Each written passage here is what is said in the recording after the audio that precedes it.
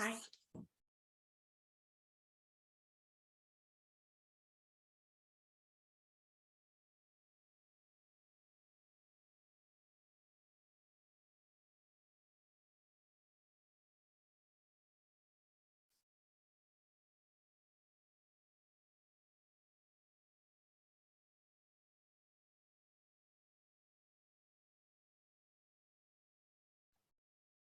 Hi there. And I do expect we're going to have Connor.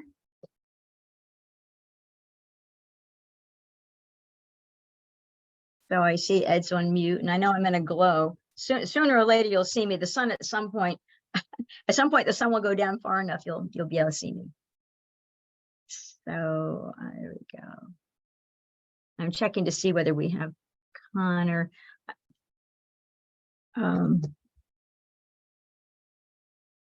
Let me just check.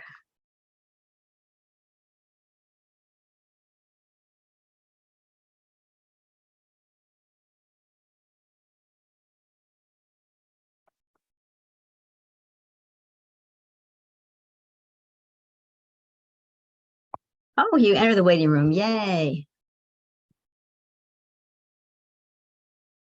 So we have Jude, we have Ed, we have Jeff, and we have Connor.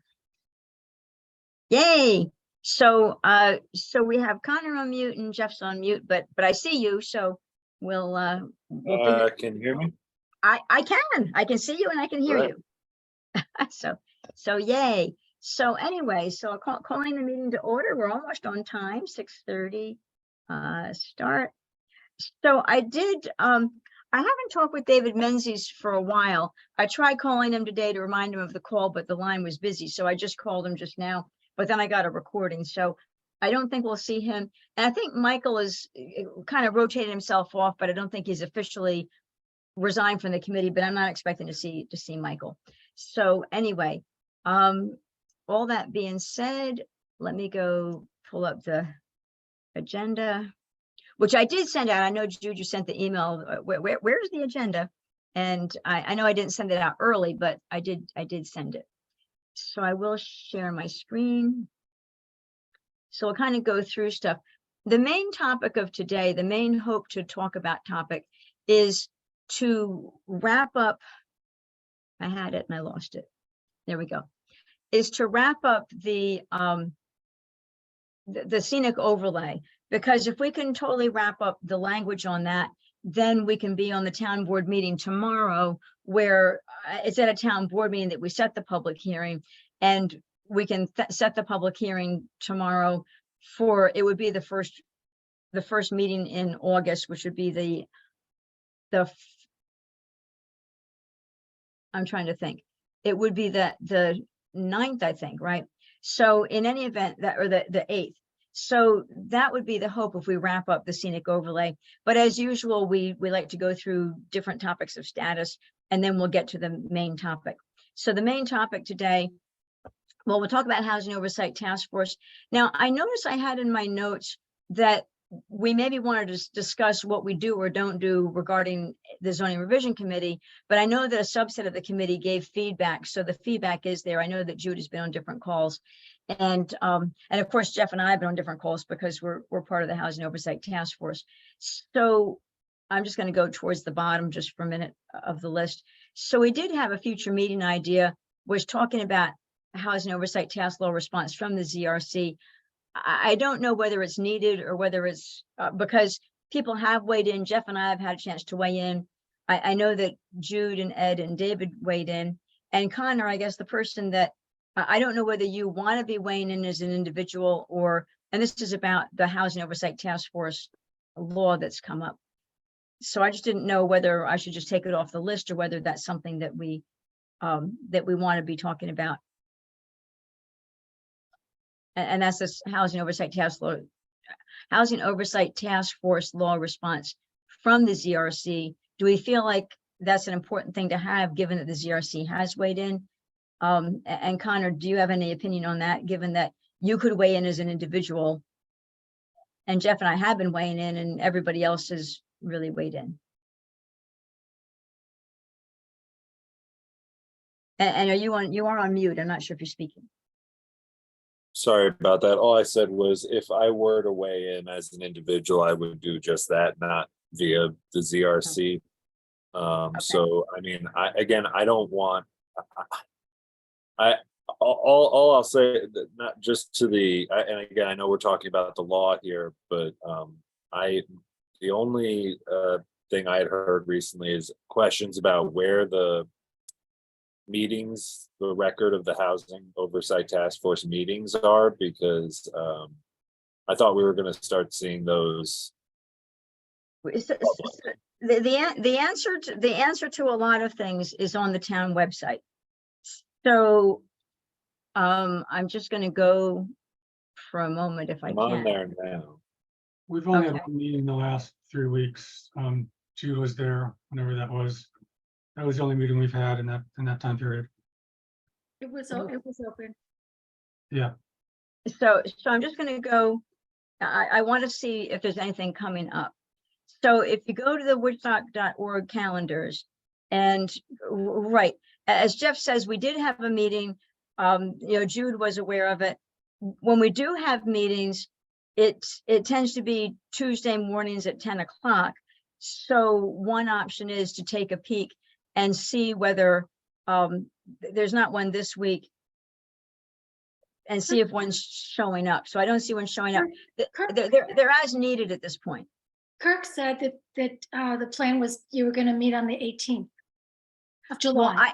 Well, there was talk that we are. I don't see it on here, Yeah, but that's I didn't see a it good question. He Yeah, did there is. Yeah. So next hat of meeting, July We'll let 8th. you know if that happens. We don't. I haven't heard there's a positive meeting yet either.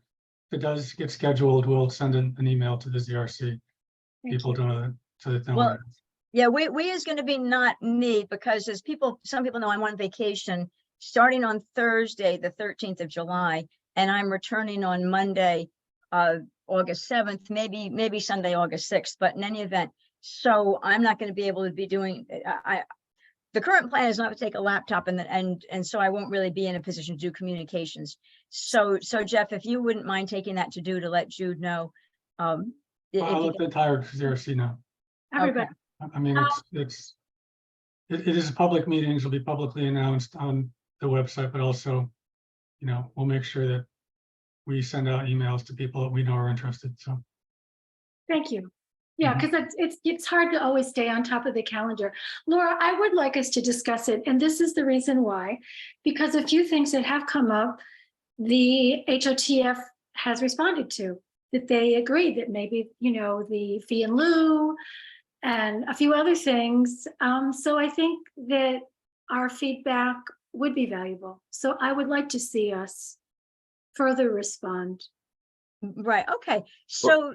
Well, I guess that is actually, let me clarify then. Is this a question of, are we going to keep it on the agenda as something for us to be aware of going forward and engaged in? Because yes, I think we should do that. I wasn't sure if we were doing more about this run of the oversight law, because it seems like we're going back, not entirely, but like they're going back to the drawing board, and I want to see what the next revision looks like.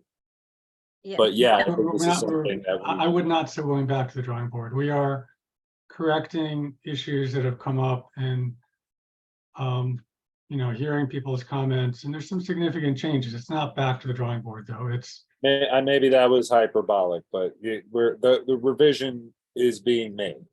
Revisions are being made as people, we had to make revisions because of comments from the Ulster County Planning Department. So we did those revisions. We had, Jude pointed out some errors in the text. We fixed those.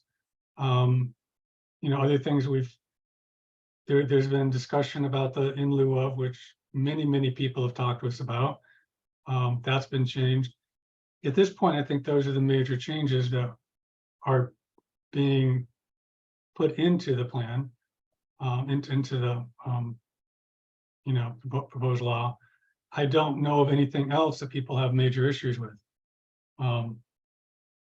So I I have, don't know. Jude, if you have one, let me know. I don't know what it is. If you have. Well, I do have several, but there's one that maybe we can talk about really quickly, because I know, Laura, you've got a busy agenda and I don't want to take away from that right now.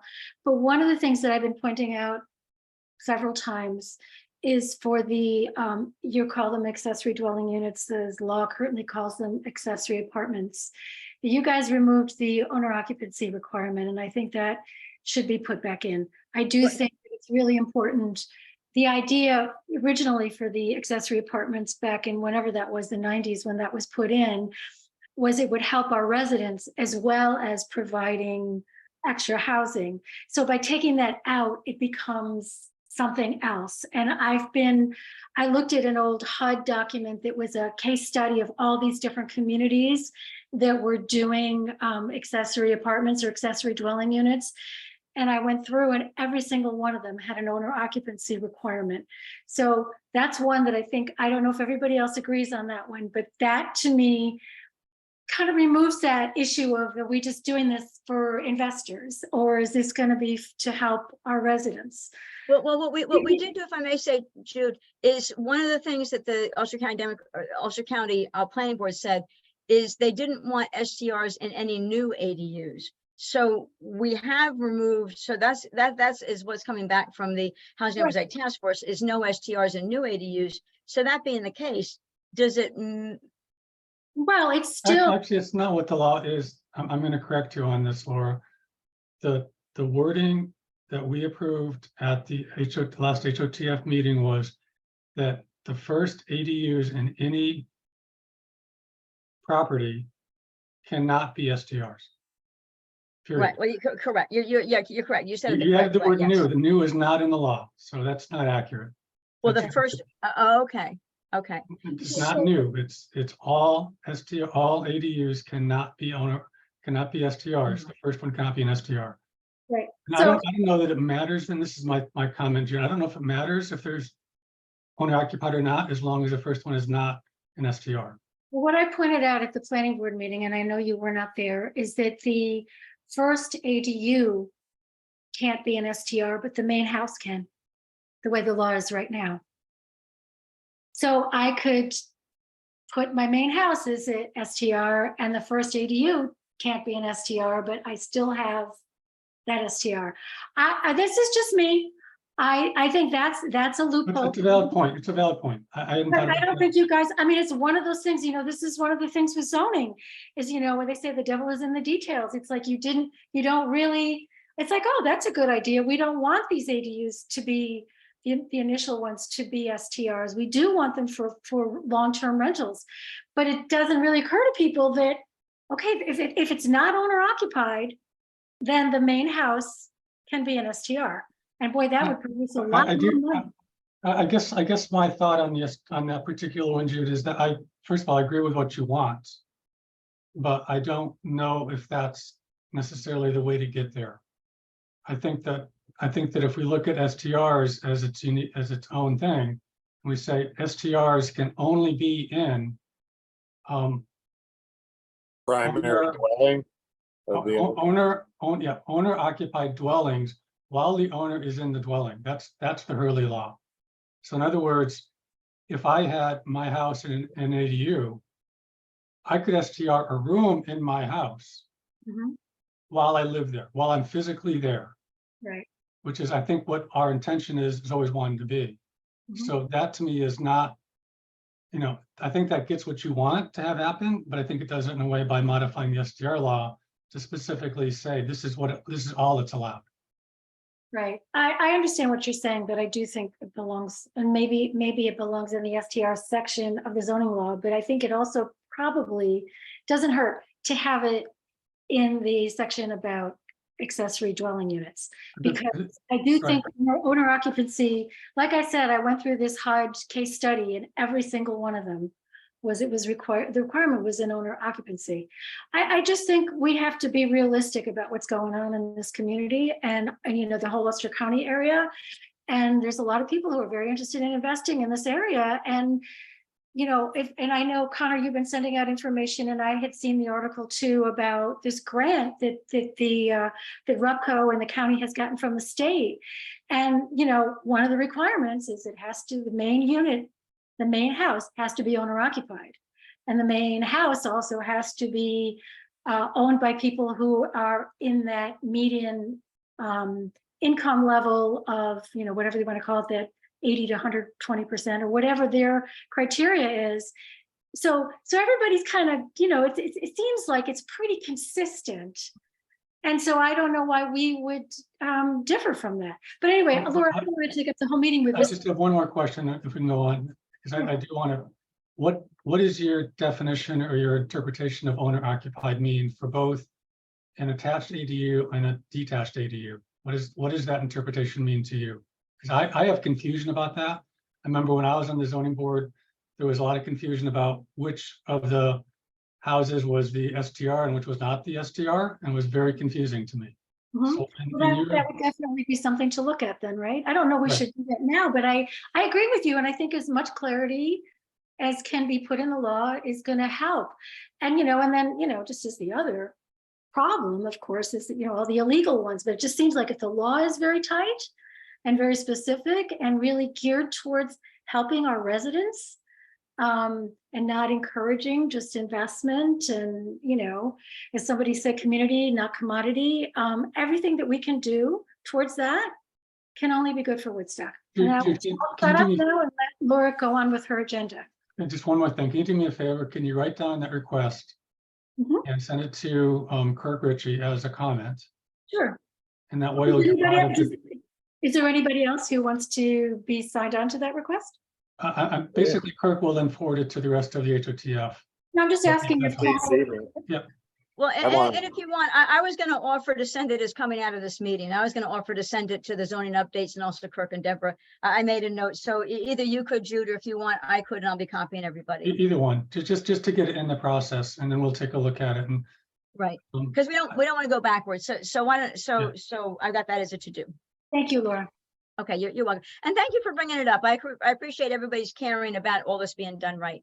So, okay. So I'm just giving quick status updates on things and then we'll go to the main topic. So the wellhead protection and telecommunications, I know it came up on this meeting when we met last month, that instead of waiting till the final housing update to put it in E-code, it maybe ought to go sooner because we don't know when the housing update is going to happen. I did talk to Bill McKenna about it and he was having some conversations. So we had said before that they would likely go in with a housing update, but there is consideration about making them go in before. So that's all I was going to say about that.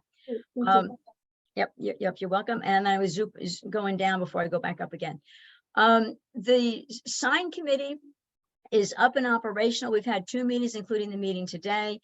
If anybody wanted to see what the current proposal is that I want to take to the town board, I'm happy to share it because the current proposal is not a long term. It's just let's do a moratorium on is basically on sandwich boards to say if it's not on a sidewalk that you are allowed to put up a sandwich board. For example, I went to do early voting. They had a sandwich board on the grass. And they also had a second sandwich board right next to the community center that said voting this way. So, and the Playhouse usually has a sandwich board on the grass to say show today. So what we discussed at the sign committee meeting today, that was our second meeting, today was our second meeting, but we did discuss that if somebody has a stoop or if they have a courtyard or if they have grass, so it's not on the sidewalk, that we're recommending a moratorium. We're not making a law change that quickly, but a moratorium on sandwich boards that are in places that are not on the sidewalk. So there shouldn't be a trip hazard if they're not on the sidewalk. So that's what I can show you the detailed words, but to make a long story short, that's what the plan is to take to the town board tomorrow. Just say, let's do a moratorium. It'll kind of be a test run. And as we continue to talk about the sign law, we'll see how that works over the summer. And then we'll wind up having a better idea. Go ahead, Jude. I was just going to say, you probably don't come this way very often, but the Bearsville complex has tons and tons and tons of signs. And I think this will give them more opportunity. Well, we also said, and this is an interesting thing, what we said is that each business can only have one. And I don't know if that's going to help. But we did say, well, actually, we didn't say it. I kind of added it after the meeting ended because, you know, I always relook at my notes and say, well, did we get everything? I did add a statement because, for example, voting, there had two, and they needed to, one to let people know on the street, on the grass, and the other by the building to say which, you know, is in the back of the building. So I did say if it was a community service activity like voting, they could have two. So that's kind of what I added after the meeting happened. But otherwise, a business is only allowed to have one per business. And they have to take I it have a down question on that. when the business So closes. Yeah, the- go ahead. Bradley Meadows, right? There's a sign at the street that has all of the businesses, and there's a sign on the buildings that have all the businesses. I mean, that seems like that's two signs, and it seems reasonable. Well, yeah, so this building, yeah, but those aren't sandwich signs. You're talking about the sign that's mounted on the street, and then signs. So tell me again, the sign on the street is mounted. The other signs you're talking about sandwich boards, you're talking about just a second sign. It's talking about a second sign on the building itself, on the store itself. Right, we haven't gotten to talking about signs on stores. For example, the Bearsville Theater has a big picture of a bear. So we haven't gotten around to talking about that, which I think is totally fine, but we haven't talked about signs on buildings themselves, kind of like Colony has big signs. So when you say one sign, you mean one sign that's not on the building? I guess I'm getting confused. So all we really agreed on today was talking about sandwich boards. There's a whole list of topics that we didn't get to yet. So So- this is once again the, you know, the law of unintended consequences, okay? Yes, okay. Because, you know, you always, you go in with the best intentions and then you don't really think ahead to what this could mean.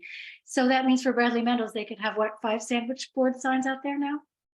Well, And it can't be on it can't be on a sidewalk. But they do have a strip along the road, right? Don't They have do a- have a straight, well, yeah, yes, that's right. That would say that they could. You're right about it. And again, it's a test run because I think the people that are most desperate to do this are people where, for example, they have an upstairs shop and nobody knows if they're open unless they have a sign. So you're correct. It would say that anybody can do it. It wouldn't be saying Bradley Meadows can't. You're correct about that. One business could have one sign. There's probably 5, 6 businesses in there. So yes, you could see 6 sandwich boards on the grass, not on the sidewalk. But they would have to pick them up at the end of the business day because that's so you're right. And it's a test run to see. I don't know if they'd be motivated to do that, but they might. Can I ask a really dumb question? Why are we allowing any signs, any sandwich boards? Because the whole, I think the biggest reason why we have the sign committee is because of all the complaints of business owners that they don't have any way to let people know that they're open. And so you say Woodstock Playhouse, I'm sure they get more people coming, more tourists when they drive by and see show today. I'm sure they get more tourists. I'm sure that, you know, the Board of Elections, it was actually probably illegal for them to put a sandwich board out, but they do want to, for a public service, let people know where things are. So, and there are businesses, like there's a woman that has an upstairs shop on the stoop, on the, you know, to go into her shop, not on the sidewalk, but on the stoop. If she's got a sign, people know she's there. Otherwise, people don't even know she's there. So the whole reason we're having the discussion is because of businesses, but the answer is we have to have a balance. So, so I think right now sandwich boards are totally illegal, but yet they are different places and it's okay. But Jude's point is excellent. We don't want people to go nuts doing sandwich boards. And anyway, this moratorium would be a test run so that we might make things a law. We don't want to put in piecemeal law for the signs. We want to have one package. And the idea with the sandwich boards is to have a moratorium for now that says if you're not on a sidewalk, you're allowed to have your sandwich board if it fits a certain size. And there's only one per business, that there's a moratorium as long as those criteria are met. And then we'll see, do people go nuts with it or don't? But you're right, Jude. The way the current proposal would say every business in Bradley Meadows could have their own sandwich board somewhere, not on the sidewalk. And also in Bearsville and who knows where else, that whole little strip where further up Tinker Street. Yeah, you know, there's just a lot of places that have multiple businesses that you could have a real proliferation. You know, I spoke to somebody on the CCD, and I tried to interest someone in the CCD to be part of this, because I think it's important. And they just said they feel like signs are a lost cause. And so, you know, I wonder, you know, if the people who are represented on this committee are merely the businesses in town who have their own legitimate self-interest, if they're really the people who should be making the law. That's all. But that's all. Well, it's going to go through the town board. And again, the moratorium, it would be a test run. So we could see if everybody went nuts. We could see. Right. Yeah. So, Well, but if we did have a, you know, if we did say,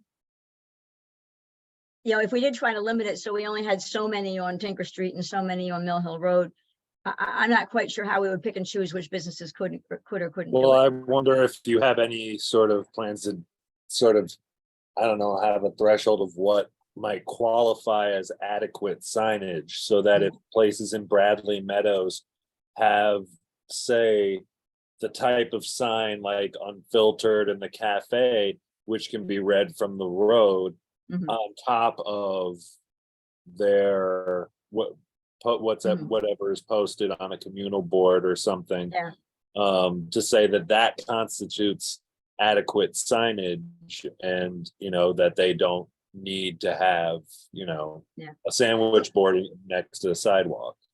But then we wind up sending them to the planning board, right? Because then who's going to make the decision of whether it's adequate or not?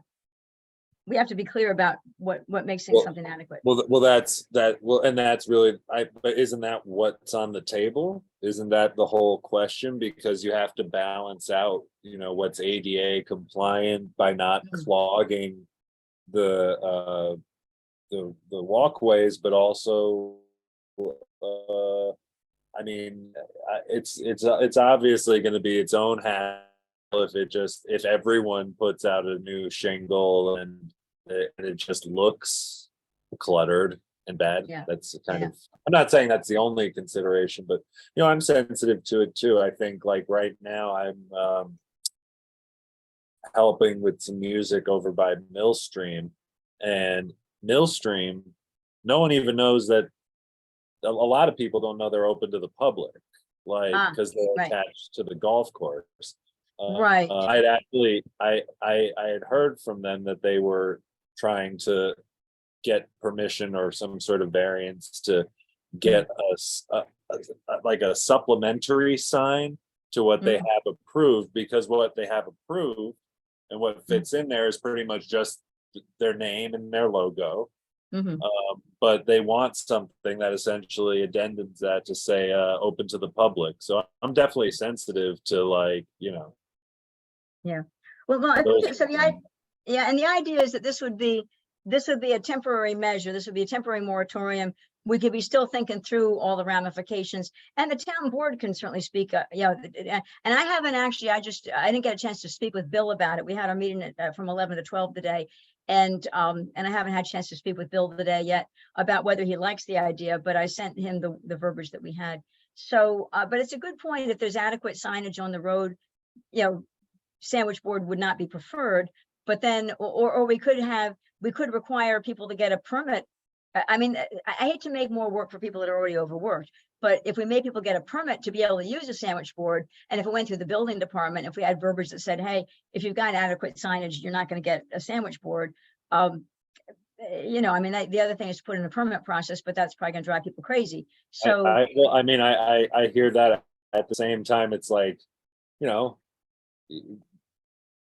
it's that versus a moratorium. And I'm just saying, you know, if you want to be discerning about who does put them out, that's the way to do it. I don't think it has to be a painful process, but you know, if you can just have a quick visit, determine, they're on the second floor, or they're on the far end of town where there's not as much, you know, foot traffic, or they don't have the sidewalk where they want the signage, then maybe, you know, have someone make that determination. So, okay. This is in the side, Connor, you know, they are allowed to have two signs. In total? Yeah. Yeah, I mean, and maybe that's sort of You that's should still. talk, you should talk to Butch, and see whether or not they're even, they may even already be permitted to have another sign. How long is the moratorium, Laura? Well, it doesn't have an end date. I think the idea is we would just have we would set the moratorium. It doesn't have an end date at the moment, but we'll be working through actually law verbiage. We want to discuss more decisions and have a list of decisions. And then once we know what our decisions are on things, then go through the law and update the law to match the decisions. So that's the order of the process is we have different topics we want to discuss as a committee, make decisions, have a list of decisions, and then go update the law and look at every line of the law to make sure that the entire law is good, including folding in the decisions that we think are good. So there's not an end date for the moratorium. Doesn't it have to have an end date? That's a good question. I don't know. And then do moratoriums have to go to the county? That's a good question. I don't know. I do believe there needs to be an end date. Yeah. I on the think so, moratorium. too. Okay, good. All good questions. Okay. I'm just making my notes here. Okay. To go to county. All right. Okay. So I know what we're taking for this temporary thing. And again, it's a test run. And your points are all good things that we should be thinking about. So, okay. The STR is the other thing. It was back in April that Bill announced at a meeting that he was asking our committee to address signs and STRs. And the STR does have an STR committee. And the tricky part about it is the STR committee has been meeting. I guess I don't even know, honestly. I tried to hook into Maria Elena, who I think is leading those, to say, hey, can I come? Because we'd like to start the transition. And I'm not yet aware of, I haven't been invited. To the best of my knowledge, I have not been invited to a STR meeting. And there's some thought about whether we should just say, hey, we're going to pick it up. STRs are extremely important. And we kind of hear silence out of the STR committee. So I don't know, are they making progress? Aren't they making progress? Are they documenting their progress? But we were asked by the supervisor to pick up STRs. So one option is just to put the stake in the ground and say, hey, starting with our August meeting, which is August 14th, starting with our August meeting, we're going to start working on STRs and invite the STR committee to come present to us, invite them to be, and we have open meetings first off, and we can have a subcommittee that does STRs, and it could include a member or two from the current STR committee, and it could, meetings are open meetings, anybody could come. So I'm not looking to cut anybody out, but I think there is value to proceeding as the supervisor recommended. What I love about the zoning revision committee is we have taken things, we have moved forward, we have gotten things to completion. And so the STR, bringing that into the fold, there's value to that. So I was hoping to have a discussion about how do people feel about the idea of us as a committee, me as committee chair, just saying August 14th, we're going to begin doing what we do on STRs and invite the current STR committee to come do a presentation as part of a transition, not to cut them out. But do people feel like, do you feel like that's a good way to proceed, or what do you think? Well, am I heard? Yes. The supervisor did not create this committee. The town board created it. Mm-hmm. And so it is the town board, not the supervisor, that has the legitimate right to assign something else to this committee. So I would request that the town board as a whole take a vote on whether they are dissatisfied with the deportment of the STR committee and would like to assign the STR committee's purview to the ZRC. I know Connor was going to go, and I see Jeff's hand up. definitely- Go ahead, Connor. Oh, Yeah, go sorry, ahead. I You're didn't mean breaking to up. You're cut the breaking up. line. I'll be You're breaking up a little bit, Connor. You may have to cut your video. I'm If you cut- breaking up. Can you guys hear me? I can hear you now.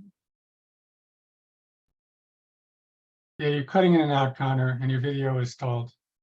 Yeah, Connor, why don't you cut your video? Because sometimes we can hear better if you cut your video, then your computer has less to do if you're only on audio.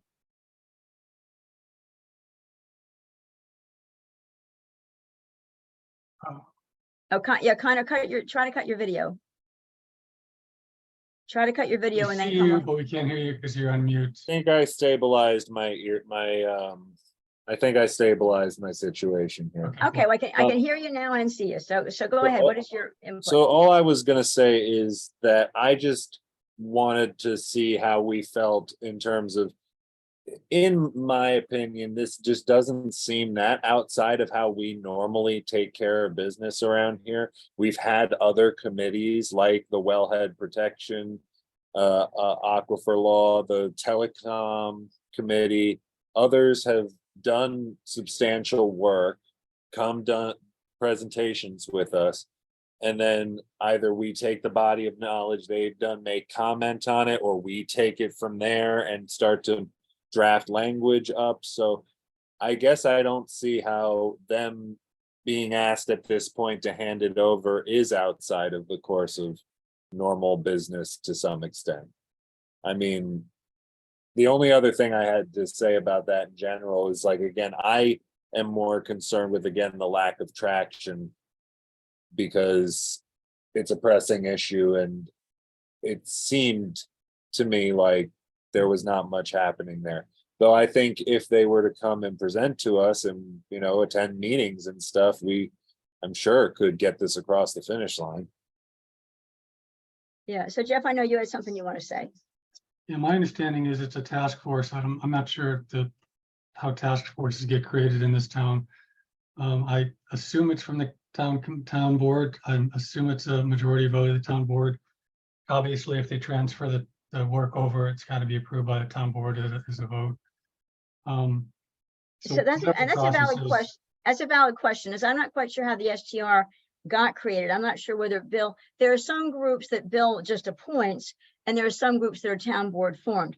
But you're totally correct that the zoning revision committee was town board formed for sure. I'm not sure how the STR task force, whether that was just Bill appointing or whether that. I was believe formed. the distinction, Laura, is the name. If the name has the word committee in it, it is it's an official town Mhm. town board approved body. If it says task force, then I believe it's not necessarily an official town board body. Mhm. I could be wrong. I was on the original committee. I wrote the first draft of this STR law. And it was, you should get in touch with Richard Hepner, who was on the board and who was the main moral and political force to create the STR law. And the meetings of the STR committee all took place in the supervisor's office. And we all filed in, you know, Lori Ovasacker, me, and others, Richard Hepner, Lauren Rose, there were others. And we wrote this first draft. And it was all done at the supervisor's office.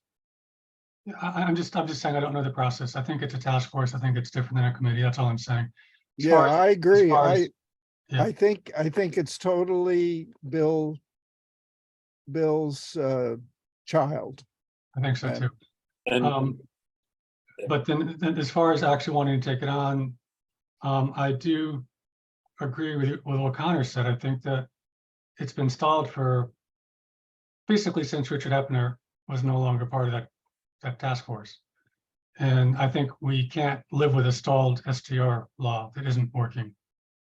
I'm just saying, I mean, they don't have to get disbanded. I think this STR law at the direction or otherwise falls within our purview and how we're supposed to look at the comprehensive plan and consider housing and neighborhood impact and all kinds of things. So, I mean, if we're kind of putting out there how we'd like to proceed, I'm definitely in support of saying we'd like to move forward on this by August 14th and immediately invite them to come and present their findings and their body of work. And if they need more time, then we give it to them, but we can start the conversation in here August 14th and get that stone moving. I just want to get something clear. This committee with Mark Antman and others in it, they don't interact with the board and give reports in or updates or anything? Is that it? Not really. What they did do some months back is they had some questions for the board because they wanted the board to give them some direction. But aside from the questions which the board answered, and then the board answered, and then the committee didn't know that the board had answered, which is a little communication gap there. So in any event, but the board did answer. And so presumably they're back at it, but no, they have not been giving status updates to the town board. So I do not know how they're doing. Hi Jude, what do you want to add? So I viewed a housing committee meeting on Zoom, I guess it was on YouTube, and they were talking about STRs, and they've been investigating companies that monitor STRs. So I don't know how involved they've become with all of this as well. But while I'm on the housing committee, I saw that they're starting to meet in person. And are they keeping minutes, or are they recording their meetings, or because it's really nice when we can view all these meetings on YouTube. I mean, I really appreciate, I really appreciate being able to go back, because you can't always be there, right? Sure. To go back and be able to see what's happened or what they're talking about. And particularly that committee's been given money by the town. So just wondering about that one. But I also know they were discussing STRs.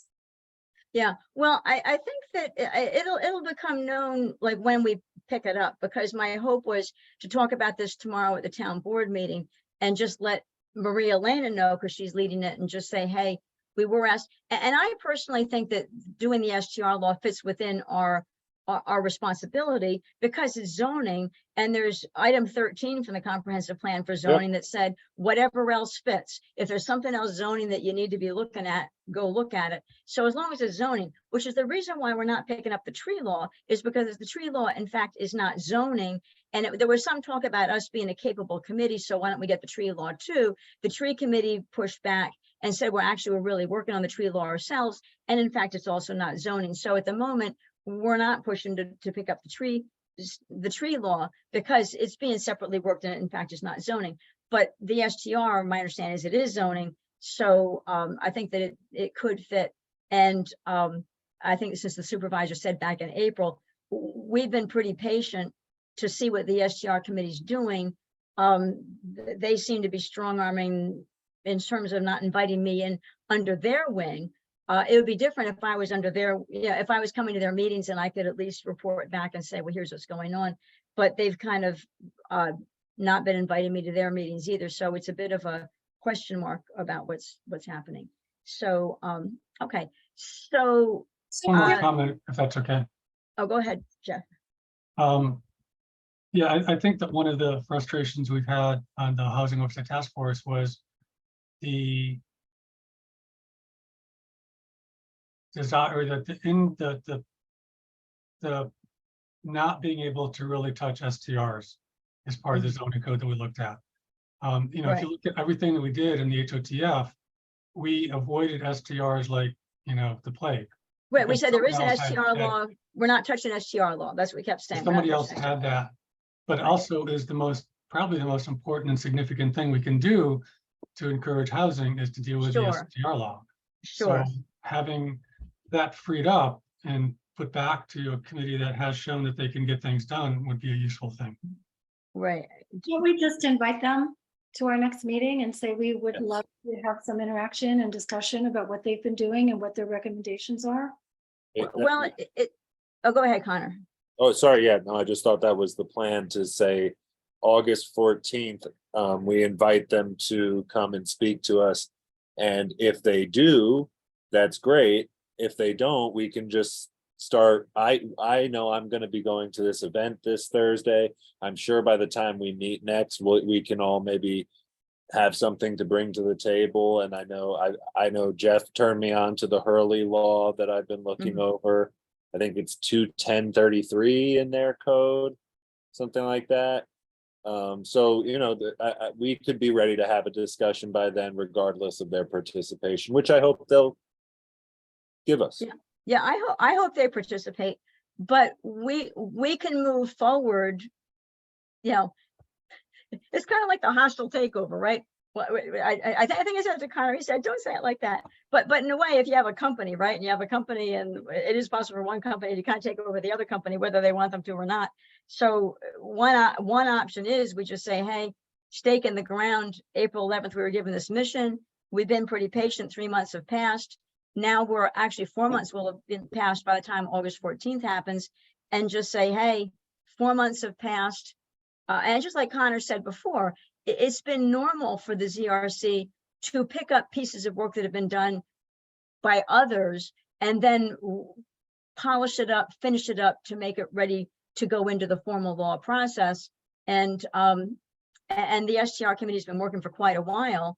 And just to say, hey, it's time. And I think my approach is really going to be to say, again, anybody, you know, we have open meetings, anybody on the STR committee is welcome to come, first of all, to come to whatever presentation they do or don't want to give to us, but also be part of our discussions on STR. I'm not cutting anybody out.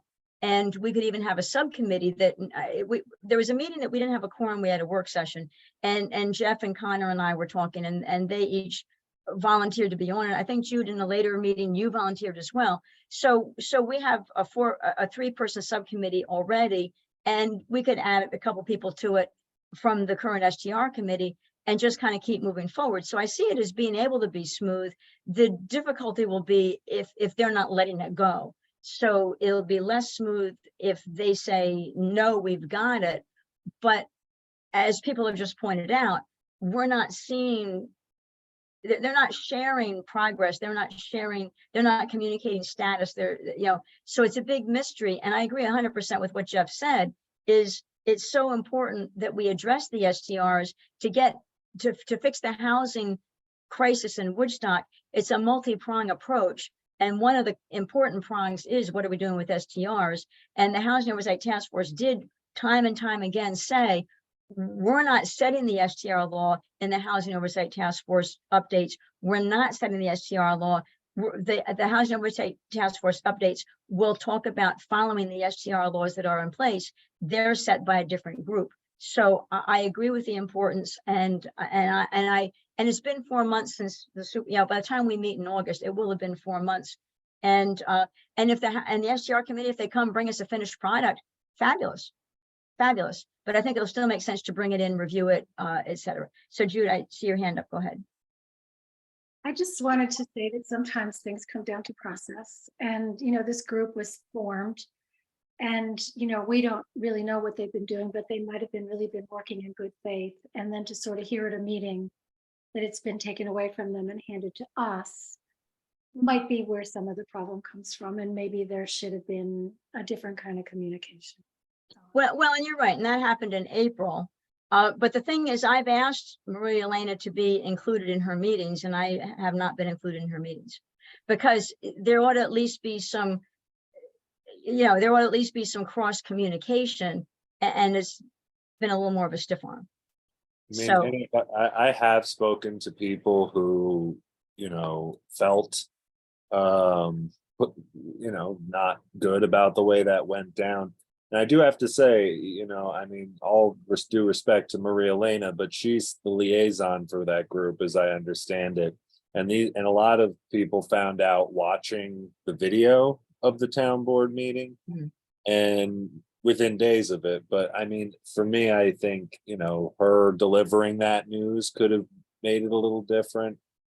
For me, it's also impersonal. I've seen, I know it's not ideal in terms of the way we'd like everything to go down, but I hope that, again, rather than a hostile takeover, it's really just a passing of the baton. And I think the more welcoming we are to their input, and the more we try to sort of tussle out of them some involvement, hopefully that can be just something we do passively as in this process, is bring them in, try and make them feel good about it, and realize that we're all on the same team. We're just trying to get this across the finish line, Ed, looks like you have something to say. Well, has anybody talked to Mark Antman about all this? I mean, Mark, he's an old acquaintance of mine. I've worked with him for 30 years on various projects, and he's an extremely responsible Woodstocker. Sure. And if he is part of this STR committee, then he will have taken it seriously and could Sure. respond to a phone call or email and ask him for a rundown of all recent activities of this committee to see where they stand. I'm sure Mark. He hasn't been the person I've been speaking to, and I'd totally be happy to do that. But I mean, just at this stage, I just wonder, I don't know. I mean, and not to be disrespectful or anything, but it's just like, this has been something that's been on my mind since 2019. And, I don't have, I'm obviously just a person like anyone else, and I have limited time and mental resources, and I'm sympathetic to it. I just feel like, rather than having, doing individual check-ins at this point, I'd love to see a presentation. I'd love, just like from the housing committee, they put out what they had, that now they're doing some revisions. Let's do the same thing here. I mean, we should be able to see something. And I think us inviting them is a great forum to do that. And we're giving them a month to put something together on top of that. It's not like we're just standing in front of them snapping our fingers. I think, that. Yeah. Well, the alternative is, I don't know whether it would be appropriate for the supervisor to ask at the August town board meeting, which will be happening on, I think, the 9th. Maybe he can be asking them to come and present to the town board, because if we say come to present to us, it's kind of like your brother or sister telling you what to do. But if the supervisor says do it, it's somebody of authority. So maybe the alternative is to have Bill ask that they do present status, because it's such a critical thing, come to the town board and give status on that August 9th meeting. So that's another thought. That's a good idea. Have him do that. Yeah. Or ask Mark Antman. I'm going to get in touch with Mark Antman. He's an old friend, and I'm going to ask him what the deal is. That sounds great. Okay. So Ed, do you have my cell phone number? The reason being, I do go on vacation on the 13th, and I would love to get input, but if you call my home number, I won't be here to get it, and I may not get an email either. So because I'm not taking my laptop with me on my trip. So Smart. What's that? That's smart. Yeah, it's good. It's going to be a vacation. So anyway, so all right. So let's go. So we've covered all the other topics. Let's go on to the scenic overlay. So the thing we need to resolve, I sent everybody everything that I had all at once this afternoon, kind of late this afternoon. But anyway, so everything that I've seen, because Connor had gotten some information from the planning board, Connor had talked to Butch, Ed had sent the email about, hey, the zoning map already does have what areas are below 1,200 feet. And I think we'll start there, because I didn't find that. So, so I'm going to start there and see if I can find the map because when I looked at the map, if I go on laws, and I'm sharing my screen so you all can see, and if I go on zoning law map, and maybe it's just because it's so darn small, I can't see it. But if I go on, so Ed, do you know which one of these I should be looking at? None of those.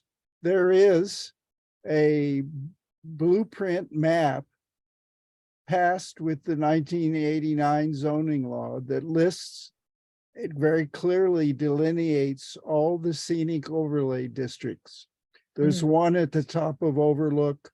There's another one out, I don't know, maybe on Wittenberg Road.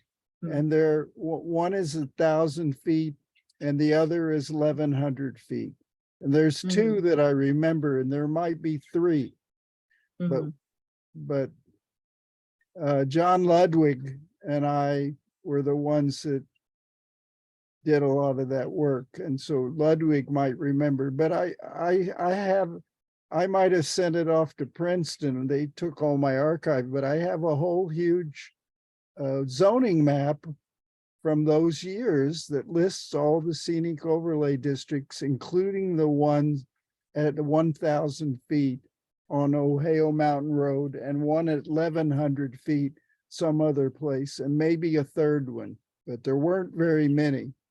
But they were clearly on the zoning map filed with the 89 law. Now, I know we hate, the wishy-washy language. I mean, this is one place where I wonder if taking out the language of some properties below 1,200 feet and just saying approximately 1,200 feet, maybe parenthetically as referenced on the scenic overlay district map.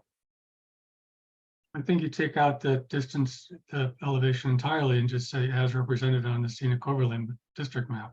Well, but the problem is if nobody has a copy of it, I hope Then it's got to be made public too. I mean, if there's got to be a copy of it. Without a copy of it, we have no idea what the hell's going on. Well, that's my point. That's my I point. believe, let me finish, please. I believe Yeah. that there probably is a copy in the zoning office, and they need to get that copy more circulated and put on the website. I'm It's pretty all- sure Melissa has one in the planning office. I think. Yes. They used to have it up on the wall. I mean, I haven't Yeah. been. up Yeah, I there in remember. years. Yeah, they do. And all the scenic overlay districts, including those under 1,200 feet, were clearly delineated on the big Woodstock zoning map. And I remember that map too. I remember looking to see if my area was on it, and it was like, I remember seeing the scenic overlay districts defined on that map. So It's I not think we just this. refer to the map and we make sure, because otherwise Yeah. it gets hard to word it. It's just, So how come it never made it onto this one? We don't know, I guess. because Because- this is zones. This is not scenic overlay. This is just the actual zones, I believe. No, but scenic overlay is a zone. We added scenic overlay as it's a new zone. It's an overlay, it's not a zone. It's an over, correct, 100% correct. It's an overlay. There's no overlays on this. This is just zones. So we Okay. need one, they need to put on one on the website that has the need- zones and the overlay. If it was filed with the law, if we can't find it, the state must have it, right? Yeah. Yes, I'm so sure there's one in the planning office. If it was a big framed map. I don't even know if it's in a frame. It was on the wall for Right. like 20 years, I remember, but I haven't been up there in a long time. Okay. Well, so my worry, so here's my worry. I was hoping that at tomorrow's town board meeting that we would be able to set the public hearing, but we have to have the law in a finished form to do that. And we're going to have to look, if nothing else, if we say some areas below 1,200 feet as documented on thus and such map, I'm going to have to find the map and verify the name of the The map map. you're looking at is the map, Laura. That's the map. This one right here. Yep, that one right there, that the green hash, wait a minute, the green hashed marks where the hashes go from lower left. You have to go back to the website, go back to the site where you picked this up. Go back to the link. Click that link. Now hit Yep. download image. Now you can expand that. Yeah, that's what I was doing, and it was okay. It was much better. Yes, you're correct. It's much better.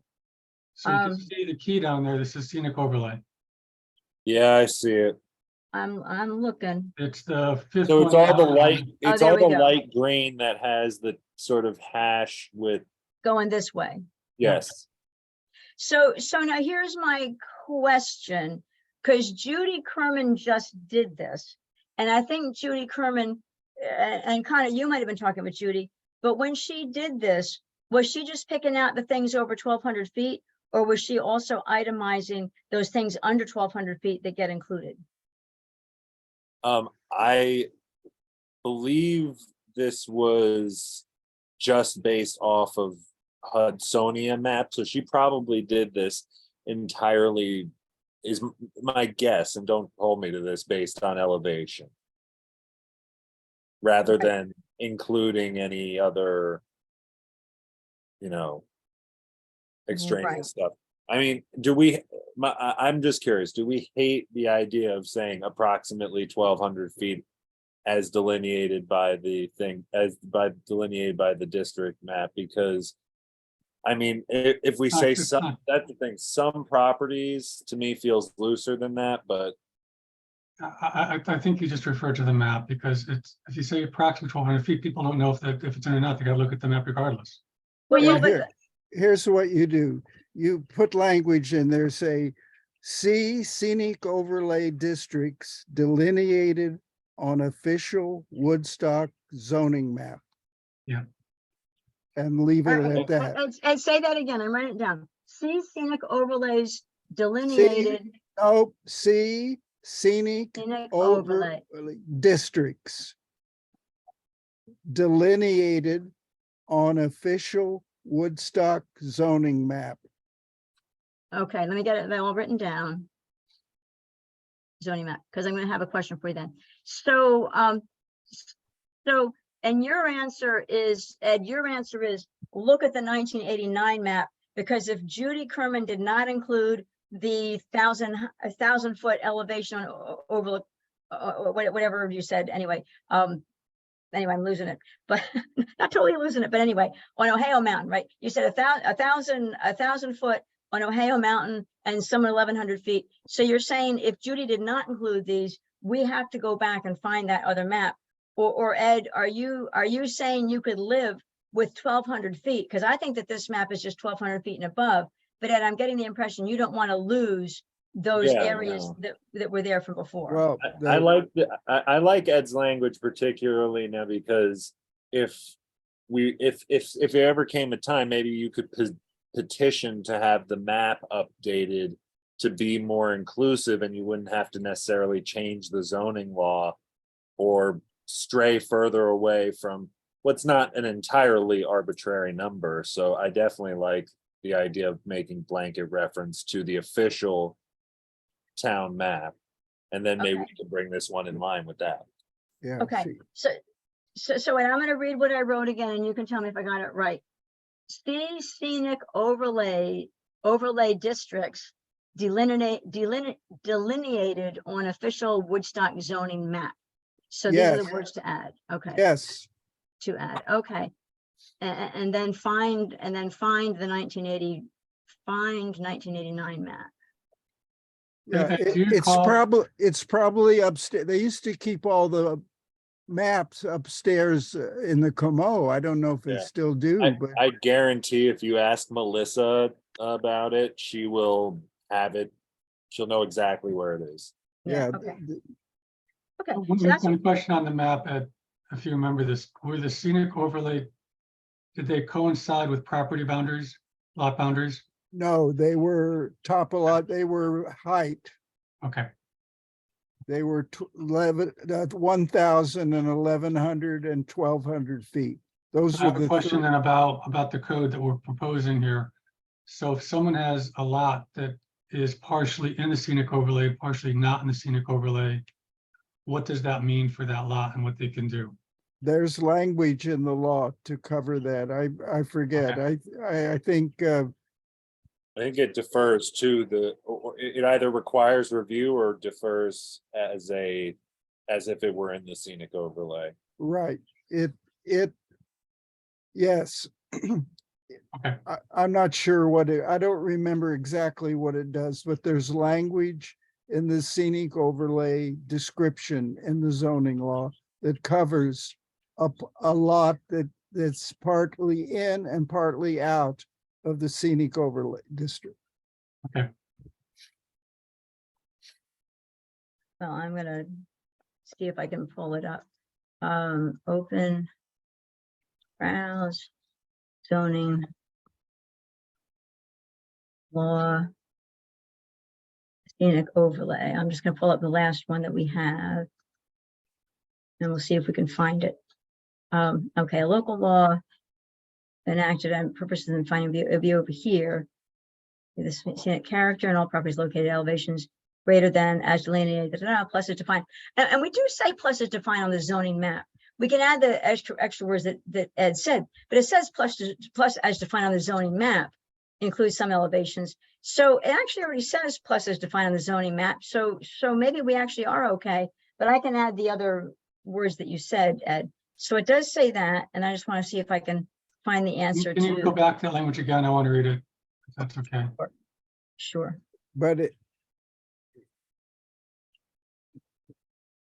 that language is in another part of the zoning law that defines properties that are in and out of the zoning of the scenic overlay district. Well, we It's maybe not- need to. I'm sorry. I see this usually, we maybe need to add a few words around here, so this is no longer, because maybe this is mushy. So it's not that mushy here, because it says it's defined on the zoning map. I think that looks like the perfect place to say what Ed said, just remove the 1200 Yeah, altogether exactly. and say 1200 as is defined. confusing. You've already precipitated this kind of idea that there are properties in and around 1200 that may be included, but then right there, make reference to the official Hmm. Woodstock Scenic Overlay District map. But you'd already written it down, as Ed said. Well, I did, although I do like having, I do like including the 1200 feet as a guide, so people know it's basically 1200 feet. I Well, think it's a We've bad already idea, done that. because it's not accurate. 1200 feet's not accurate. We know it's not accurate. Well, no, but it's if it's over 1200 feet, you know it's included, and there's a couple of areas under 1200 feet. So I hate to throw out the 1200 feet because the planning board's been using that forever to say, hey, if it's over 1200 feet, we know it's included. It's only the question of knowing which things below. So and anyways, so I'll fuss with the words here. I think that the foot thing is makes the law unclear to people who are reading it without understanding it. If we just say, look at the zoning code, look at the zoning map, it's very clear. Because if you say 1200 feet, that's not accurate anymore, because there's ones that are below that. And But like, everything, so it includes all. So But- what I'd like to but- say, just let me do it for a sec. Of a certain elevation. I'm just gonna fuss with here. This district includes all properties. all elevations, not properties. Well, all properties of an elevation at or greater than 1200 feet. My take from Ed's comment is does not include the entire property. Well, okay, it includes the entire property for all properties.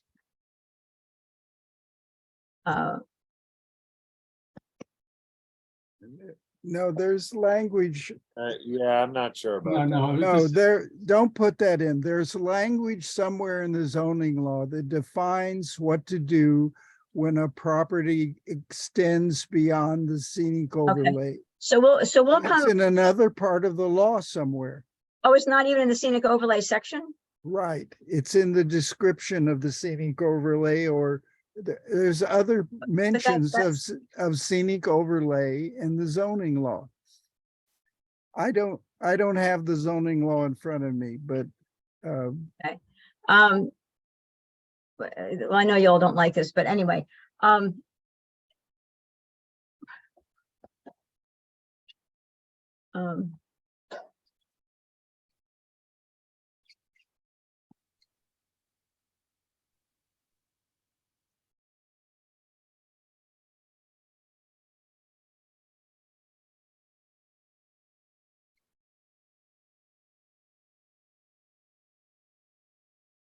I mean, this is actually, we have issues with the law anyways. Right now it says, within this, I'm reading the actual law.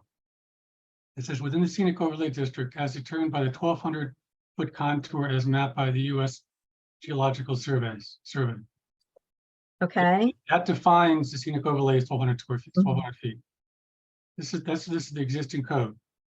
yeah, Okay. and that's the great majority of scenic overlay districts are 1,200 feet.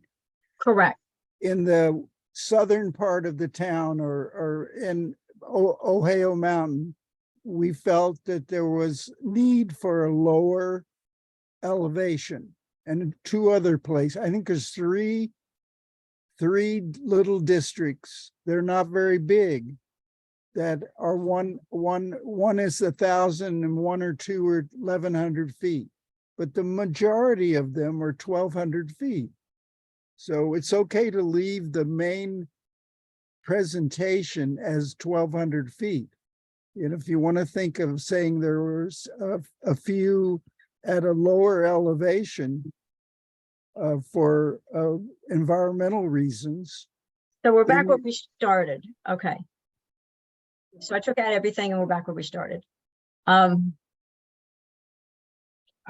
current code, I mean, I'm not looking at a map. I'm looking at what the words say. The current So- code defines a scenic overlay as elevations greater than 1,200 square feet, 1,200 feet. Does not Mhm. talk about any other place. Whether it was on the map or not on the map, the law doesn't say that.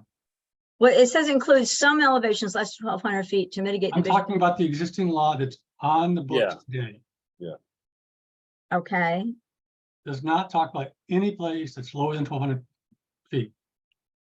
No, it doesn't, and you would only know it by looking at the map. So it really feels to me like the best thing we could do is, even if we leave the 1,200 in there, to make reference to the map somehow. One of the things they said they specifically wanted to change was that language, and I'll need to see it again when you go back to the. okay, Well, Well, I what I'm saying is that the law does not match the map. And Right, the I'm law is the law. The map is just a map. Yeah, so where, oh, I thought I was pulling up the red line, but this isn't the red line. File close. File open. I'm looking for the red line.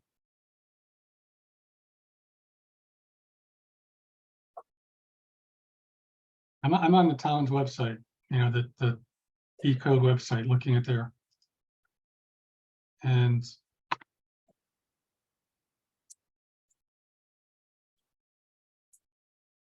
Well, but it is being updated. Okay, so here's red line.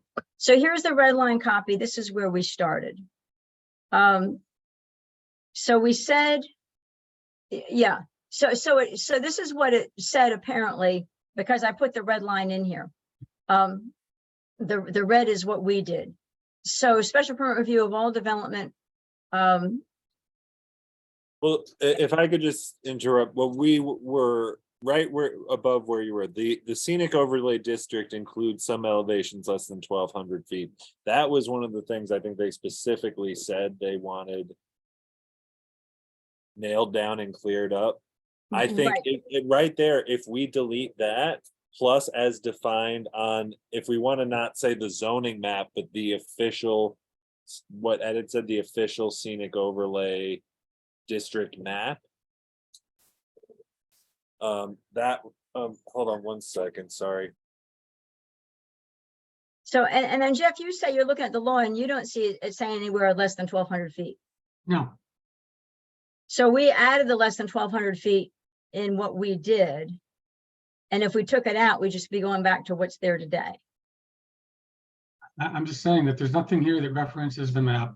Basically define, I'm reading you the definition of scenic overlay. Scenic overlay district provides for special permit review of all development at an elevation greater than 1,200 feet above sea level as delineated by the USGS map to mitigate the visual impact of such development to the extent possible. That's the definition of the scenic overlay in the So- current law. Yes, It that's does what. not say that it's lower someplace else. Doesn't say there's other areas where it's there. It does not describe those areas. So but that's sort of what this whole thing is about. Butch had sent back the same thing showing that that's what it says in the law. And yet if we look at the map, you know, we'll see that there were other areas of concern. So can we insert some language that draws attention to those areas of concern? It seems like we can do it in the definition right there by removing the usually around 1,200 feet, replacing that with something that makes reference to the zoning map saying, where is it? Greater than 1,200 feet above sea level as delineated on United States Geological Survey maps, plus as defined, and where it says on the zoning map, I would change that to say the official town board approved scenic overlay district map, and you can just take out the scenic overlay districts include some, because that's redundant at this point. It's saying, here's the general threshold, and then you look at the zoning map to see what else is in, if there are any additional constraints. And maybe Can you say something like, in addition, properties identified on the official scenic overlay map, in addition to properties, or? I want to go pull up I'm going to pull up the law. Woodstock Town Code. it's just like what it is in your red line. It's a, Yeah, I'm going back. I'm going back. All right, what I want to do is I want to go back to.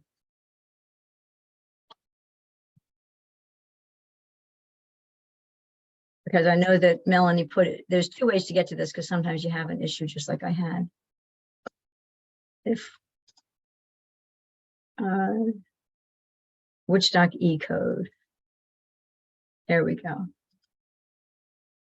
Okay, so scenic overlay. Look for 260-8. Well, To me, it doesn't really matter if the old law omitted language that included things that were on the map. This is the chance to include things that are on the map, not to be stuck with what was, right?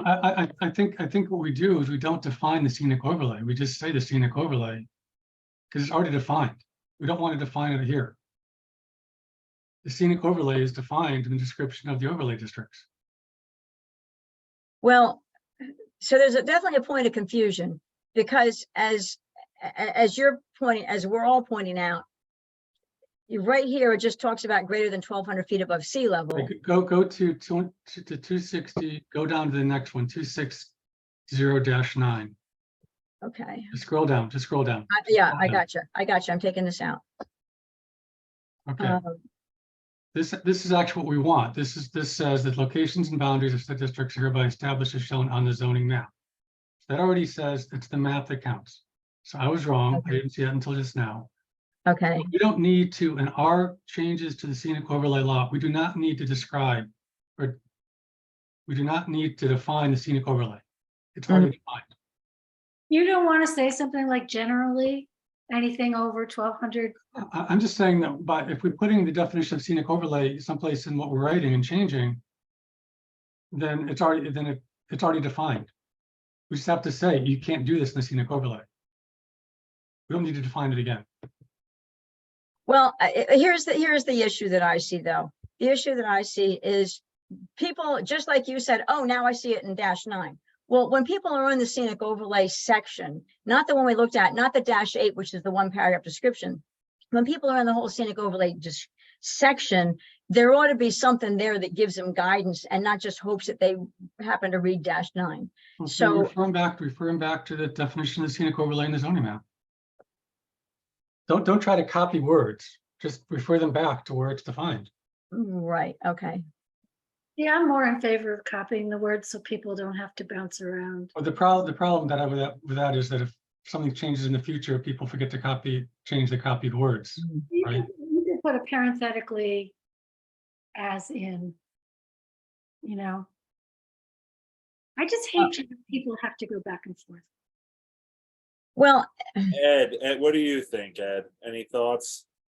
I think a bit of redundancy is fine because people are confused by the zoning law always. And so if you can give a little hint, even though it's a repeat, it's fine because you're not putting a lot of words in, but you're putting a few to help an intelligent reader, which should be our goal, is to help people understand this thing. so what I'd like to offer as an idea is that we that we put in the section of the scenic overlay law, not this area we're looking at, we put in it's over 1,200 feet and areas below 1,200 feet as described in section blah, blah, blah, B and 260-9. So we can say it's over 1,200 feet. And if it's going to be below 1,200 feet, we'll look at these sections. So we've kind of given them the guidance that it's 1,200 feet. But if they're looking below 1,200 feet, they need to reference these sections.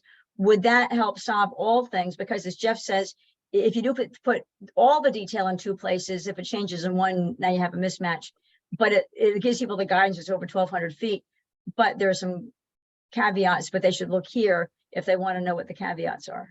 Yeah, that's probably good, because you can't know what's going to happen in 20 years. You know, we'll all be gone and somebody else will revise this, but we can't worry about that. Right, 260-8 B. Okay, so I'm gonna try again. If at first you don't succeed, try again. I'm gonna try again. I'm gonna go into 14.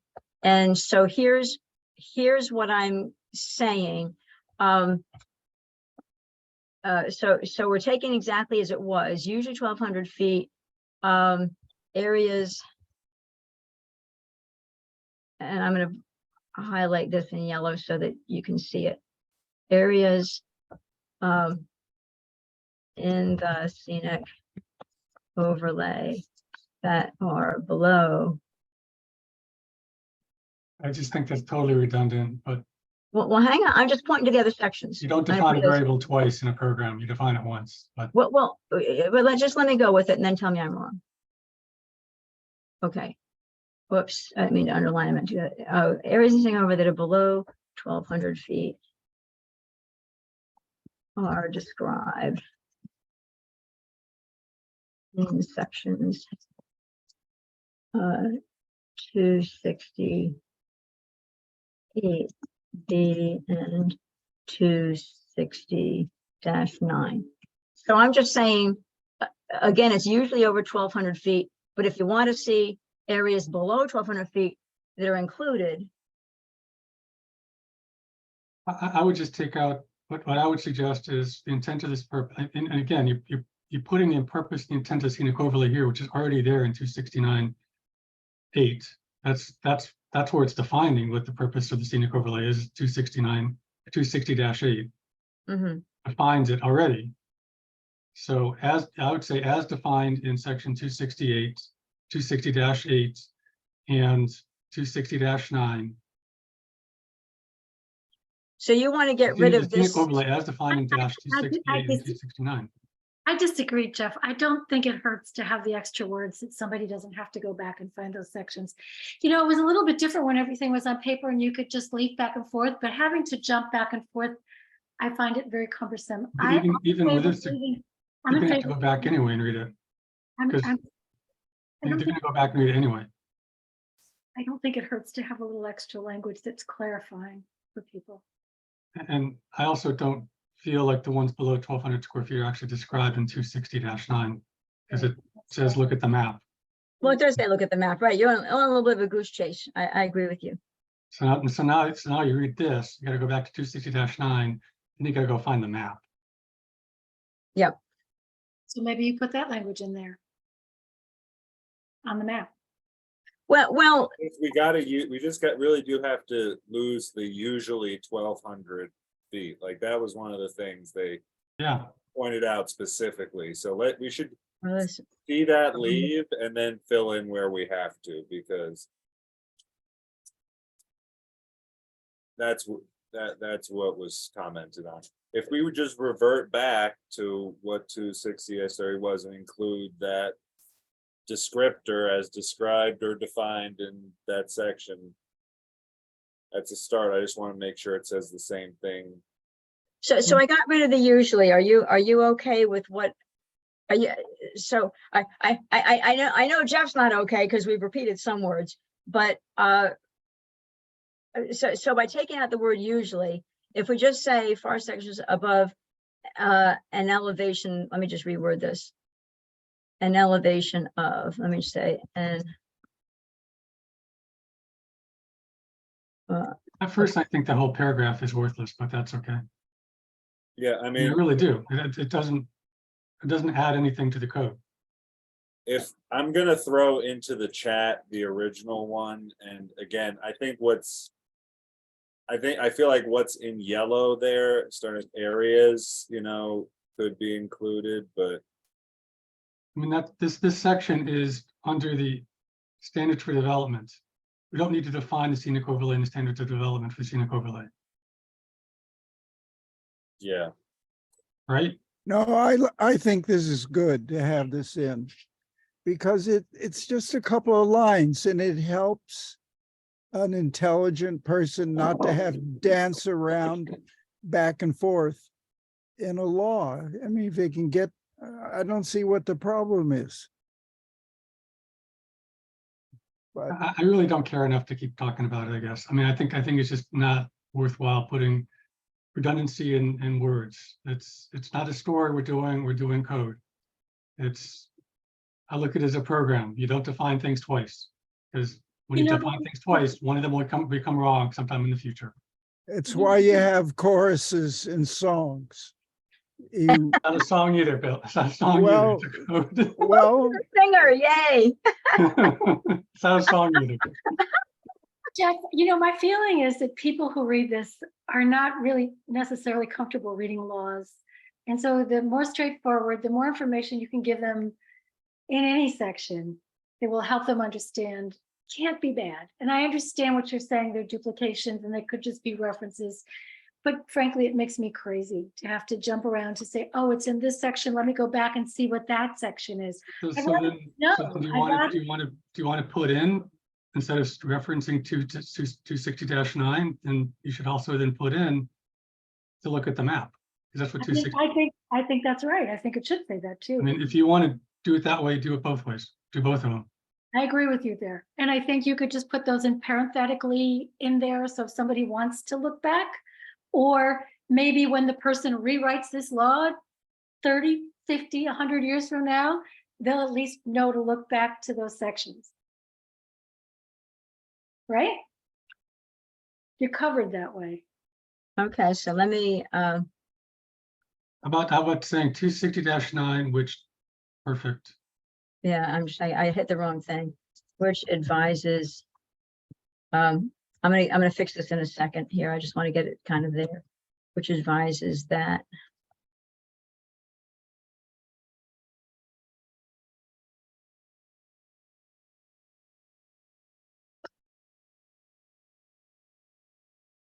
I'll put it back.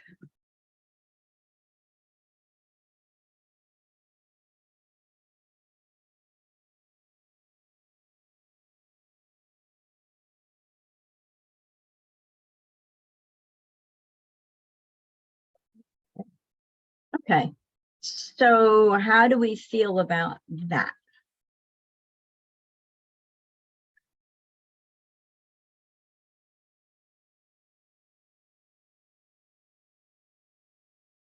I don't believe 260-B does what you say it does. It says areas included in the scenic overlay that are below 2,000 or 1,200 square feet are defined in 260-B. They're not. Okay, so I take out 260 dash, so I take out B in section, I just take out 260B.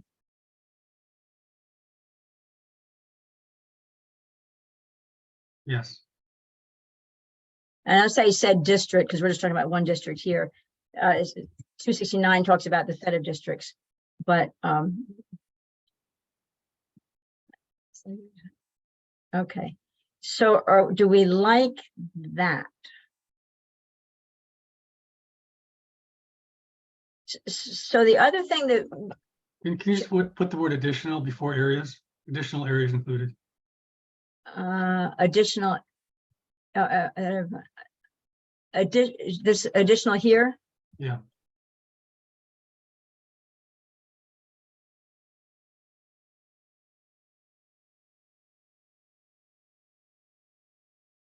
Okay, so I like that. So I think I don't know how everybody else, do we all feel like we can live with it? Let's put it that way. oh, sure. Okay. So I'm going to take out the crossed out stuff. Elevation of.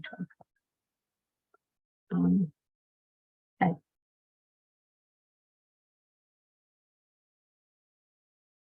And I'll just yellow the whole thing because that's, if anybody wants to see what's changed. Okay, so the other things, and I'm watching my clock and we've been an hour and a half. The other things that I'll talk to really quick is there was, well, we solved this, which is the big thing. Butch had said something about, well, maybe we want to include jail time in the penalty. I'm not inclined to include jail time in the penalty. He had something about maybe we do $5,000 per tree. I don't know whether anybody wants to change the penalty that we've had. We've worked on it before. So I just wanted to share that those other things kind of, the other things came out. The main thing that the only thing that we really had to address was Ulster County Planning Board, because Ulster County Planning Board, they gave us input and that's a formal thing.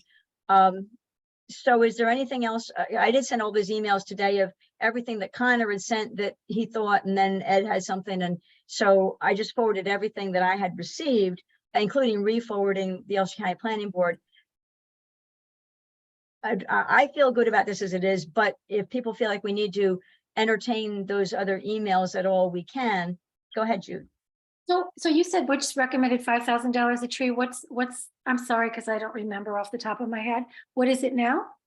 Well, no, we said if they violate, they can have up to $5,000 a day if they have not, they have to get right on getting a remediation plan. If they're dragging their feet getting a remediation plan, or if they're dragging their feet following the remediation plan, then they can be $5,000 a day. So that's my recollection. Well, it's down here. So let me go find it. We did also have withholding the certificate of occupancy as sort of our main point of leverage.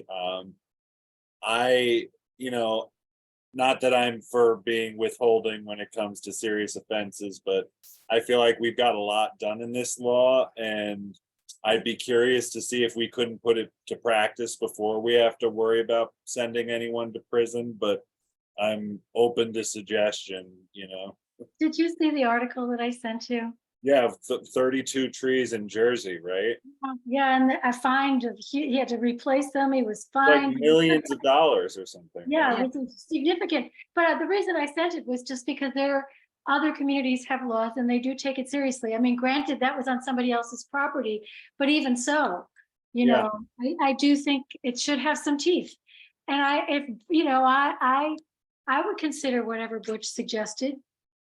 You consider jail time? No. That is what he suggested. Yeah. So what we said is if you have a violation, it shall be punished by a fine of up to $5,000 per day at the discretion of the ZEO, beginning 2 weeks after notification of the property owner via certified mail, or any 2-week period during remediation where planning or implementation is not progressing according to plan, and contact with the applicant ceases due to unavailable of the applicant or the representative to whom the applicant has assigned lead responsibility. So the daily fines can be paused when a satisfactory remediation plan, including timely implementation schedule, is approved by the ZEO and is being implemented according to that schedule. So the point being, they have a violation, then they got to get right on getting a plan to fix it. And if they don't, they can have $5,000 per day fine. And once they have a plan to fix it, if they're not following the plan to fix it, they can be incurring a $5,000 per day fine. So the point being, once they're found out and they know they've done something wrong, they got to get right on it, and they got to not only get to put a plan in place, but follow the plan. Otherwise, they can have this fine that's just going to get really huge. So that's what we put in. Go ahead, Jude. Justice Court reduce that fine? I'm sorry, say again? Can the Justice Court reduce that fine? Yes. Well, yeah, sure, the Justice Court can do it. They can throw things out. Yeah. So the Justice Court definitely can correct, because people can go to court and challenge it. Isn't that what? Okay, I won't ask these questions now. I will bring up something else. This is a question. So the planning board did mention that, other communities have other scenic vistas. Is that something that can be identified and added, for example, to the map without changing the law at this point? Like if we find some other. That's an interesting point is, yeah, we got the law that says point to the map. What if we just slip a new map in? That's an interesting question. Well, I think you That, well, probably, that was what I brought up earlier, saying that if we were going to remove 1,200 feet altogether and just point to the map, then the map can be debated and altered in the future, but we Right. won't be wishy-washy around a number that will mean less and less the more carve-outs we have to include below that threshold. Well, Well, the thing- go ahead. I was just gonna say, what we know is above 1,200 square feet. I mean, 1,200 above sea level. We know that. So it's the other stuff that's, the mushy stuff. But I was just wondering if it's written this way, and since the planning board brought it up, it could just be the map that's altered. Well, right? yes, it could be the map that's altered. I think, in my opinion, if we include a lot of properties below 1,200 feet, we ought to change the verbiage to say to people, hey, you really got to go look at the map because it's got a lot of stuff on it. At this point, it's only got 1 or 2 things on it.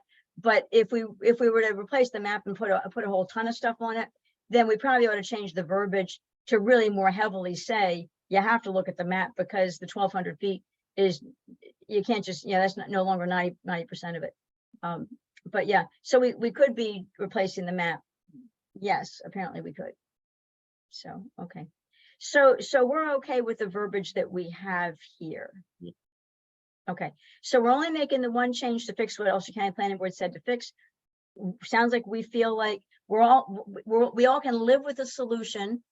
We have different levels of being excited about the solution, but we can all live with the solution. So I think that we're.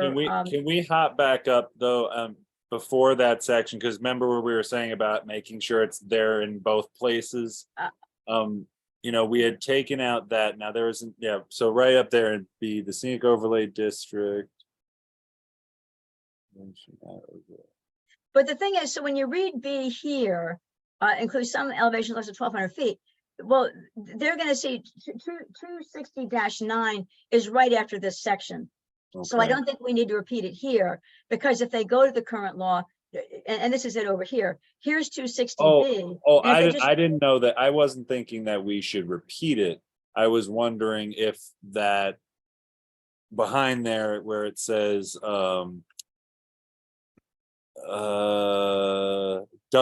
scenic overlay district includes some elevations less than 1,200 feet to maybe.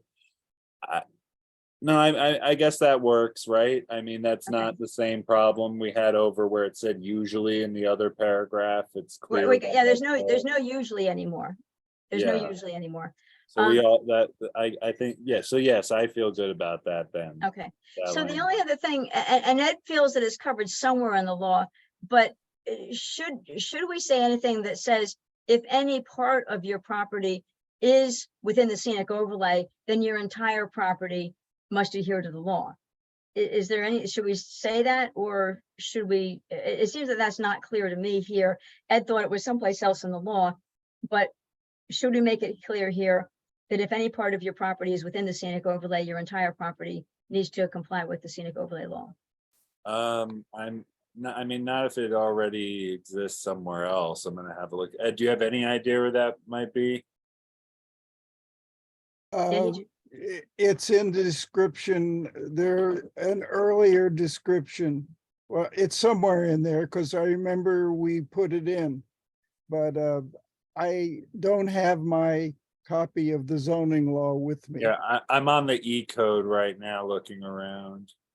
I'm just going to add a sentence. You can all tell me you hate it, but let me just add it just in case. If any part of a property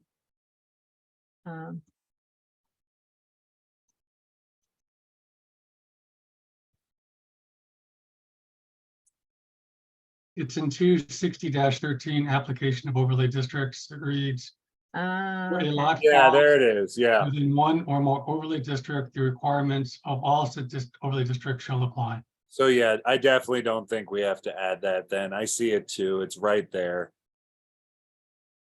Well, it says if a lot falls within more than one overlay no. district. More than one. Okay, well, that implies if it falls in one, then the overlay district applies too. No, it doesn't imply that to me. The words say where a lot falls within more than one overlay district, It may be in an R8 district and only in scenic overlay, then it's not falling within more than one So overlay then- district. So then this is probably a question then of, do we want to edit 260-13? No, because now we're affecting all the overlay districts and we're just scenic overlay.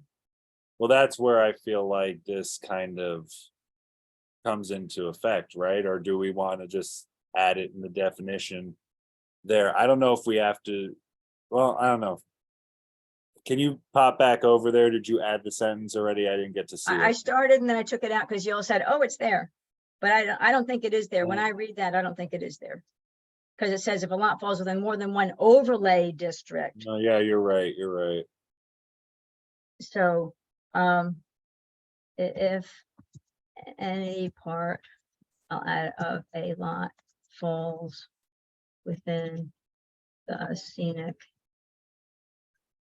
And I'll fix typos later if I have any overlay district. The entire lot must comply with the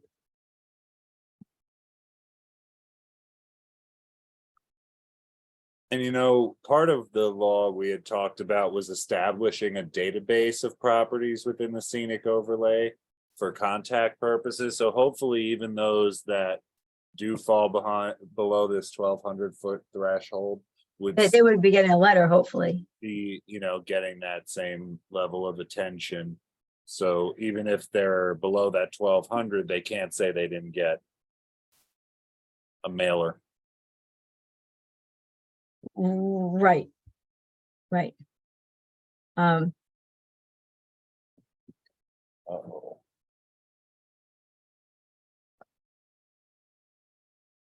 Here's a question for Ed.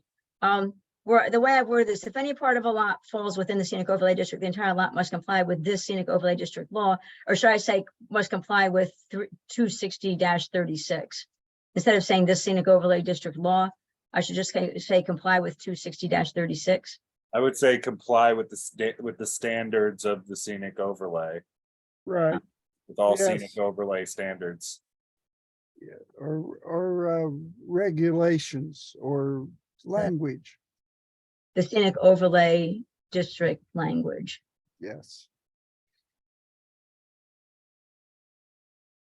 Okay.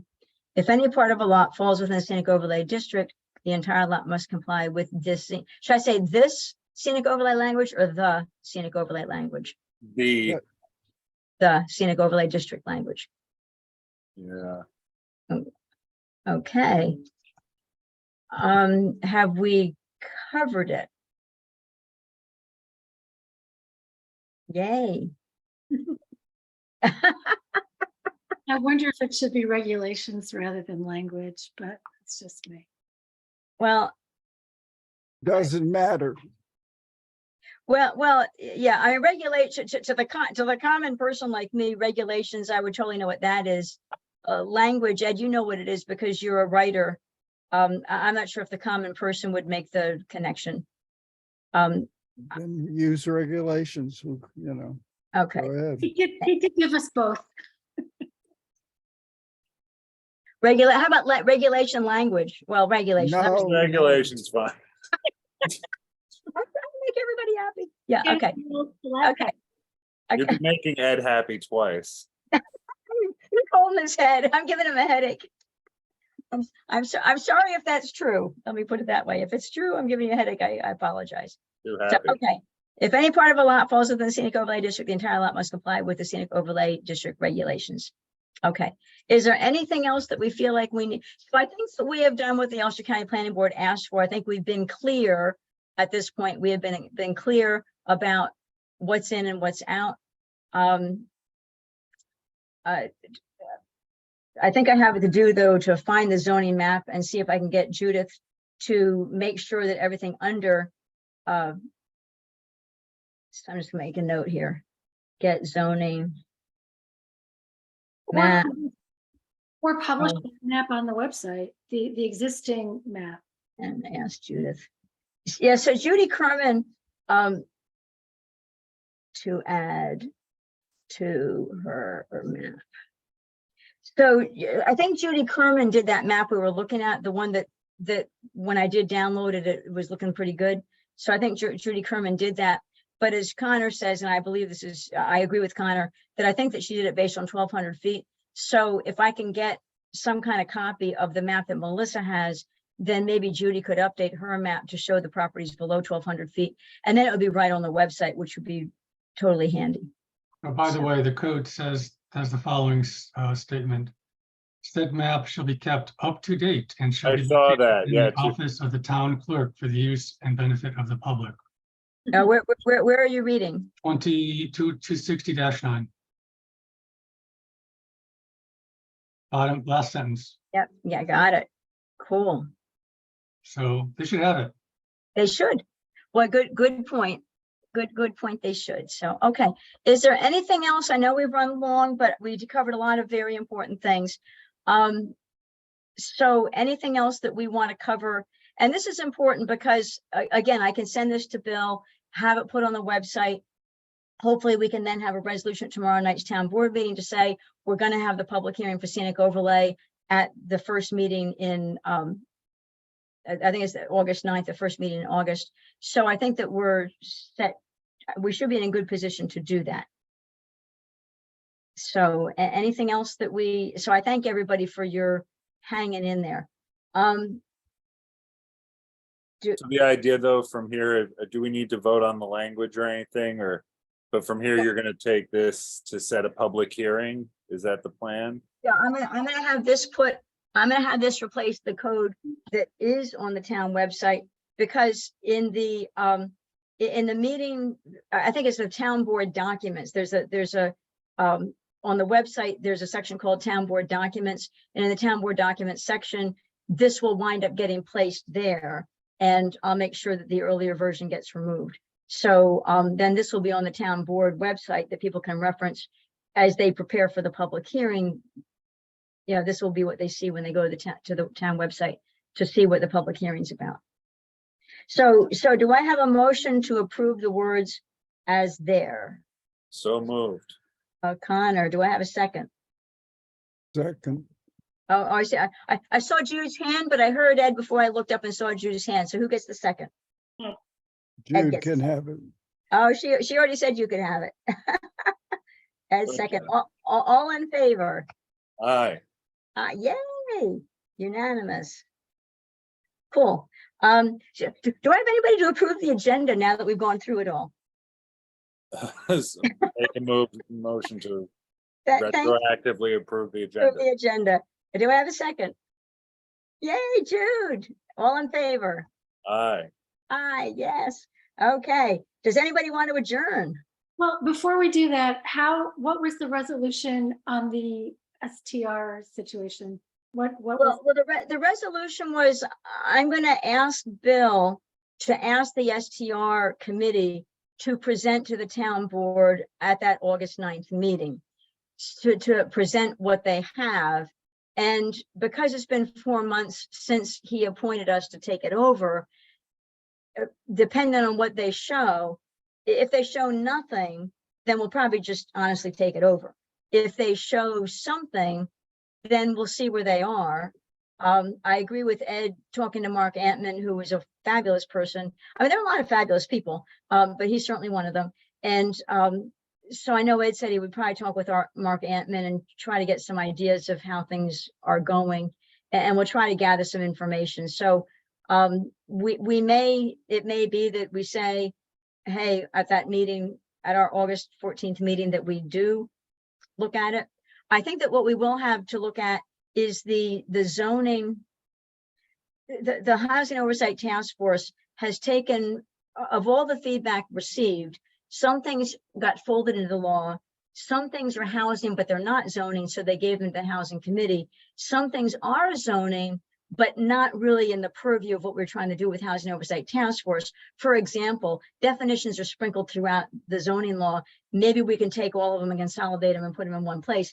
That's kind of a zoning follow-on thing. So there are a bunch of zoning things that aren't being covered by the Housing Oversight Task Force that is really viewed that that's a good follow-on activity. So we're going to get a list of those. So our August 5th, 14th meeting, we'll probably be talking about those, as well as we could be doing some STR pickup. I think it's going to depend on what kind of reaction we get from the STR committee and what they show, what do they present to the town board if Bill agrees to have them present at that August 9th town board meeting. So kind of where we are is we've discussed it. I've heard what everybody says. We're going to figure out what we do next, I think, based on the interaction with this STR task force. Okay, thank you. So that's that. Okay. Anything else before we adjourn? A huge thank you. You know, I am so proud of this committee because we've been doing big things, and this is another big thing. And I thank you all for your perseverance. And we did run long, but this is a big thing. And a quick look at the chat, because I didn't really read the chat here. There we go. We have, yay. Okay. We have Jeff. Oh, the link to the Hurley STR law, that is in the chat in case anybody wanted to see it. And there we go. So I'll be clicking on that before I jump off the call. Anything else before we adjourn? Anybody want to make a motion to adjourn? We all want to stay. No, right? Reluctantly so moved. So Connor's making a motion to adjourn. Anybody second? Oh my goodness, I'll second that. There you go. Jude second. Yay. Okay. All in favor? Aye. Have a good Thank- vacation, Laura. Hey, enjoy your Thank you. vacation. Thank you so much. I'll see you all in August. See ya. Thank you.